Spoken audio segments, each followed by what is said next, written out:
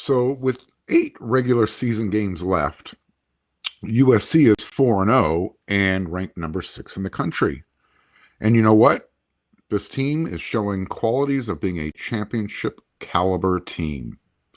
That's what's coming up next on Locked On USC.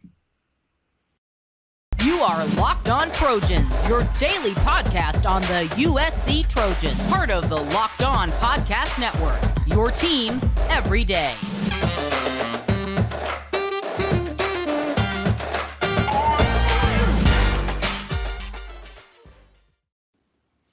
Fight on, everyone. I'm your host, Marc, and thanks for making Locked On USC your first listen every day. Whether you're watching on YouTube or wherever you download your podcast, we're free, and thank you so much for coming along for the ride. Without you, this show is meaningless, and without you hitting that subscribe button on YouTube, it doesn't help. So please hit it. It means a lot more than you think. And if you just want to hear the voice and you want to respond, go ahead and follow me at my Twitter at Marc. And again, wherever you download your podcast, you can find this show. So when you're wrong, you need to say so. I always say your best ability is accountability.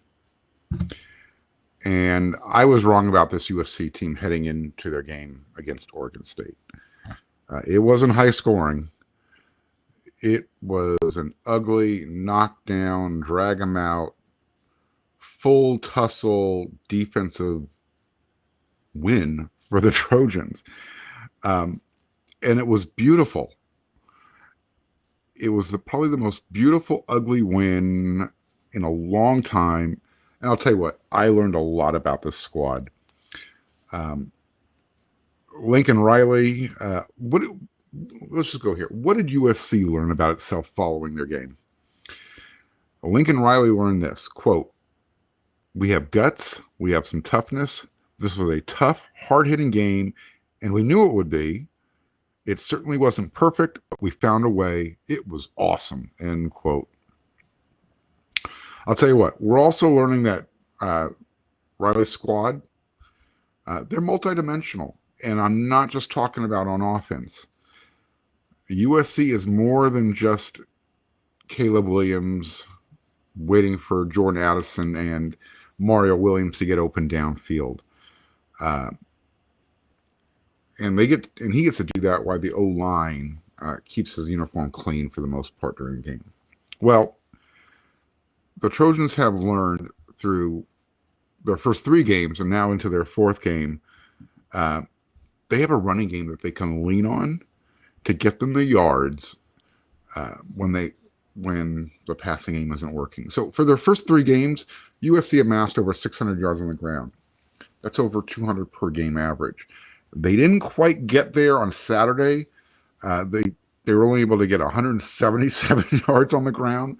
Still pretty damn good. Travis Dye was able to get 133 of those yards. And he did that on 19 carries, which is about a 7 yard per clip every time he touched the ball. That'll get it done. And guess what? He probably would have had more yardage on the ground and maybe even a few more yak after catch if Caleb Williams was able to complete more than 44% of his passes on Saturday. Yeah, you heard that correct. He had a really poor performance in the passing game. There's no other way to state it. Whether it had something to do with the Reeser Field's crown, which, if you've ever been on a pitching mound, you know you're throwing down from the middle of the field crown to the sideline. There's about a 6-inch drop. So I don't know how much that played a role, but man, Caleb couldn't hit the broadside of a barn. And there was a lot of wide open wide receivers that he was missing. He finished the game, though, going, 16 for 36, 180 yards, and one huge, big-time throw for the winning touchdown with about a minute 14 or so left in the game. So Caleb's performance was at least in the passing game, was so bad. He made Oregon State's quarterback, Chance Nolan, look good. And Chance only completed 58% of his passes, and he threw 4 interceptions. But he looked more comfortable back there. At least he looked more comfortable till the end of the game, because that's when USC's defense made the play when they had to. We'll get into that. So when you have an offensive game plan that couldn't execute for most of the game, again, the Trojans, they found out something about themselves. They discovered that they have championship qualities. Look, almost every championship team, including every Heisman candidate, they're going to have games like the game USC played and the game that Caleb had on Saturday up at Oregon State. But again, those teams and those individuals, they find a way to win those types of games when nothing's going right. And that's what happened on Saturday. And it happened on their final drive with 2 huge plays. First, how do we not talk about, I guess it's being dubbed the Nealon nudge as opposed to the Bush push? So on 4th down and 6, and just a huge play by Brett Nealon. Caleb was running for the first down. It was short by a good 2 yards. And at this point, you're thinking, oh gosh, the ref is, they're going to blow the whistle dead before anything can happen. But Nealon was the first there. Jonah Monheim and the rest of the USC offensive line, they put in that extra effort. They pushed forward. They got the first down. How big was that? Well, it led to Caleb Williams' laser beam of a throw to Jordan Addison for that winning touchdown. And there's very few quarterbacks that can make that throw, let alone that should even attempt that throw. But again, that's what big-time players do in big-time moments. After the game, Raleigh said, look, our offense doing what they did on that last drive showed a lot of grit and a lot of determination to match what we were doing on the field defensively, end quote. I laid this out last week. Here's the scene. Look, USC was playing at their own personal house of horrors. For whatever reason, since the turn of the century, some of USC's best teams have lost in Corvallis. We don't have to go as far back as 1967 with O.J. Simpson. They actually won the championship that year. But you can go back to 2006 and 2008. Those were losses. In 2008, USC was number 1. 2006, USC, I think, was ranked number 3. 2005, it took a Reggie Bush moment to escape. I think this was John Carpenter's lost script for the movie The Fog, because without Reggie Bush and that punt return on special teams, who knows if they leave Reser Stadium victorious on that day, right? So far, USC has played 2 conference games on the road, and they played them at places where they have struggled. Again, I said since the turn of the century. First one was at Stanford. I just went over those games in Corvallis, where USC has had a tough time winning. And they met both challenges against teams that embarrassed them last year in Los Angeles. So, look, playing on the road is hard. Playing conference games on the road is even harder because of the familiarity factor. Even against teams that you are supposed to beat. Again, they know you. They play you tougher. They know your tendencies. Even, when you've got a new coaching staff, film is out already by the time you're playing conference games. Even, Stanford, they're familiar with the USC players. Oregon State, they had a little bit more film to work with. So when you look again now that USC, they're 2-0 in conference, and they've got 2 more challenges now immediately ahead of themselves. Obviously, the first one, they can't let that they cannot let down their guard coming home this week to face an ASU team that has no business being on the same field with USC this year. A loss at home to ASU would be disastrous, to say the least, because challenge number 2 is the week following when USC travels to Utah. If USC is finding out that they're championship quality, USC has already found out on the road that they can win games playing defense, and that they're not only an opportunistic defense, they're actually pretty damn good when they play assignment football. And that's what they did up in Corvallis. And it's good that they're finding this out early. Now, if this team can just fix a couple of issues on special teams, this team will not only feel special, they will also look special. So here's what we need to do. Here's what you need to do. You need to head on over to LinkedIn Jobs. You know why? Because these days a new potential hire can feel, these days, every new potential hire can feel like a high stakes wager for your small business. USC had one of those high stakes hires, and it's paying off for them. You want to be 100% certain that you have access to the best qualified candidates available. That's why you have to check out LinkedIn Jobs. LinkedIn Jobs helps you find the right people for your team faster and for free. So when you head on over there, add your job, and then go ahead and then add the purple hashtag hiring frame to your LinkedIn profile so you can spread the word that you're hiring. Simple tools like screening questions, it makes it easy to focus on the candidates with just the right skills and experience so you can quickly prioritize who you'd like to interview and hire. It's why small businesses rate LinkedIn Jobs #1 in delivering quality hires versus the leading competitors. LinkedIn Jobs helps you find the qualified candidates you want to talk to faster. Post your job for free at linkedin.com/lockedoncollege. That's linkedin.com/lockedoncollege to post your jobs for free. Terms and conditions apply. So last week it was Solomon Byrd. This week it was a new defensive player that arrived to USC through the transfer portal.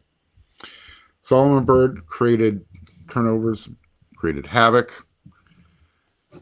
This week, the USC defense created 4 more takeaways.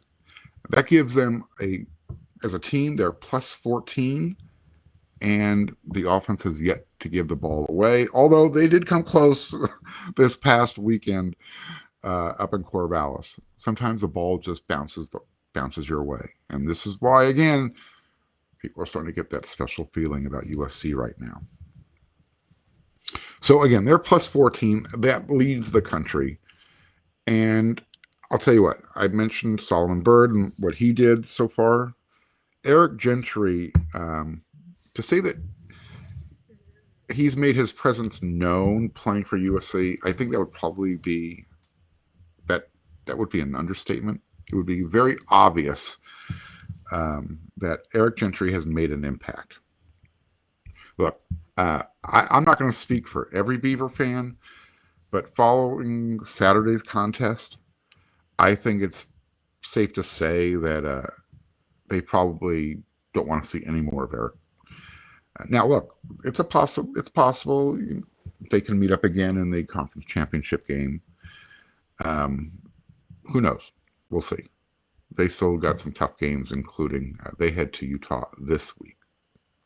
We're rooting, right? Are we rooting for them, or do we want Utah to stay with 1 loss? I think we want Utah to stay with 1 loss. Nevertheless, I digress. Eric Gentry against Oregon State had an interception. He had a pass breakup, which led to USC's 4th interception of the game. And he also, just for good measure, had 8 tackles in the game. That's going to have an effect on the other team. Here's the analogy I want to use. Going back, and I'm going back to last year, the way Oregon State just used Jack Coletto to kill USC. If this was an Avengers movie, I know this is cheap, it would be like Loki saying, I have an army of Jack Coletto, and USC responding with, well, we have a Gentry. That's what Eric did to Oregon State on Saturday. He was just more impactful than Jack Coletto was this time around. And it also prevented the Beavers from beating USC back-to-back times, going all the way back to 1916. So while they didn't play in 1915, I'm not sure why, Oregon State did beat USC on consecutive games in 1914 and 1916. Eric Gentry and USC's defense played a big role in preventing that from happening again. I mentioned the 4 interceptions. USC now has 11 as a team through 4 games. That's not a fluke. That's coaching. That's development. And let's give kudos to Coach Dante Williams in the secondary, along with as well as to Alex Grinch and to the entire defensive staff. But Dante now gets to focus on his craft without having to focus on the entire team, and it's paying dividends. Look, Makai Blackman had another really solid game. They tried picking on him. He made a huge interception down around the 5-yard line when they tested him. Did he get away with a little tug? Maybe. But you know what? They got him against Stanford a few times when they probably shouldn't have. So it all evens itself out, right? So again, that's not a fluke. That's coaching. That's development. That's the players trusting the coaches to put them in the right situation, even when everything isn't going according to plan. Like, scoring touchdowns and capitalize on all the mistakes that USC's defense was forcing Oregon State to make. Think about that. USC created 4 more turnovers, and they only had 17 points to show for it at the end of the game. But it was enough to win. Riley said after the game, look, if everything's rolling and you go separate, that's awesome. Obviously, we want that to happen every week, but that's not college football. It doesn't happen like that all the time. How many times you see a really good team go in and get upset or beat in a tough road atmosphere like tonight? I mean, it happens all the time, but that's where you separate yourself. That's really the really great teams find a way no matter what the circumstance. And we found a way tonight, end quote. It was such a sequence and finish, Riley said after the back and forth. Big time drives by the offense to take the lead and defense to finish off the win. Quote, if anything we've done up to this point shows the progress that we're making in the locker room, within the walls, the culture tonight as a whole really did show that, end quote. His final quote, I think, summarizes what all the Trojan fans are probably feeling after that game. I'm probably more proud of this win than the previous 3, Riley said. We found a way, and it feels damn good. He's right. You know what? 4-0 feels damn good. Last year, this team does not win this game. This is the team that would have found a way to lose. Instead, Caleb Williams struggles throwing the ball. Completed 44% of his passes. By far the worst game of his now 11-game college career as a starting quarterback. Yeah, you have to acknowledge that. He's still young. He's played 11 games as a starting quarterback. He's learning how to win in tough environments. You gotta give credit to that when that happens. This team on offense, when the passing game wasn't working, the running game was, and they didn't let, a little hiccup deter them from not staying focused, not trusting the coaches. To be able to stay in the game as long as they did for basically, 45 to go 45 minutes with one touchdown and a field goal. This team could have easily reverted back to their default and not remained disciplined. So it's a good sign going forward. And this is what championship teams are made of. These are the qualities you look for. And the fact that it's already happening 4 games into the season with all these new transfers and the most unique roster ever put together in college football. USC fans, you should be pretty excited, and you better be at the Coliseum Saturday night for that 7:30 p.m. kickoff because this team is fighting like you've never seen them fight before, and you should show that appreciation. Get out there. Let them feel what it feels like to be 4-0 and the number 6 team in the country. It would mean a lot.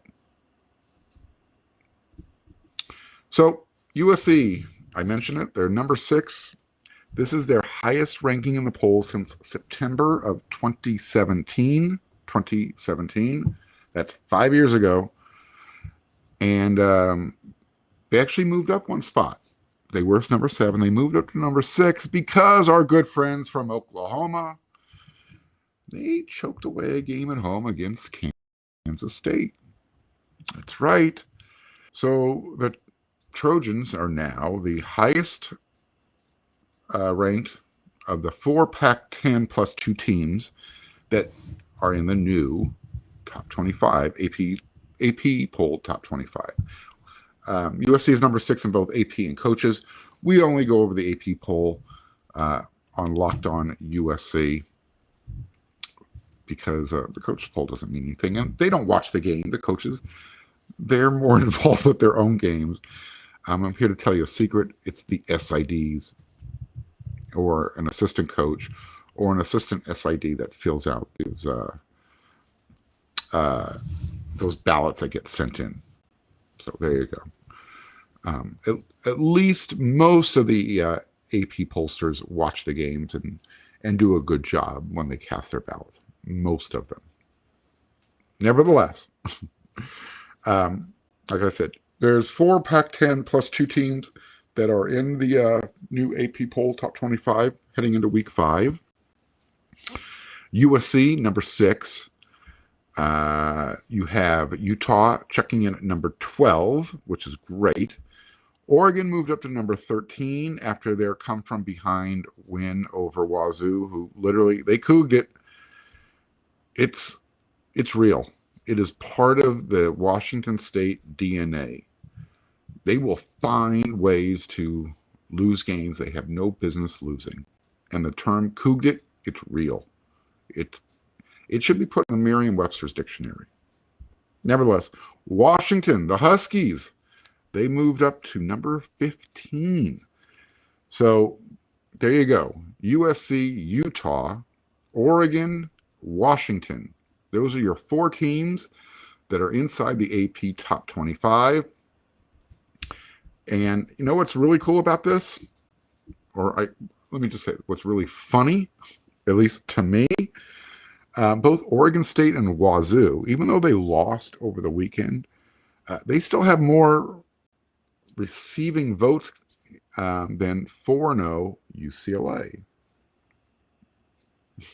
I ask yourself this. In fact, you don't even have to ask. This is rhetorical. USC, if they were 4-0, regardless of the competition, would never, ever, ever, ever be sitting outside the top 25. The UCLA Bruins have 3 votes from AP writers saying that they should be in the top 25. Well, when you look at UCLA's 4-0 record, you peel back the layers. They have probably played the weakest schedule in the country. I haven't looked it up. I don't know what their actual strength of schedule is. Yes, Michigan did back out, which led to one of the Alabama directional schools on their schedule. Nevertheless, they're 4-0, and they're getting absolutely no respect. We'll find out. We'll find out how good UCLA is as they now start getting into the meat of their conference schedule. So I think we're going to wrap up this episode. I'll be back again tomorrow with another one. Locked on USC, 5 days a week. We'll come back and I will pass out my grades for each position group, coaching, as well as MVP awards for the game against Oregon State. But until then, you know what to do.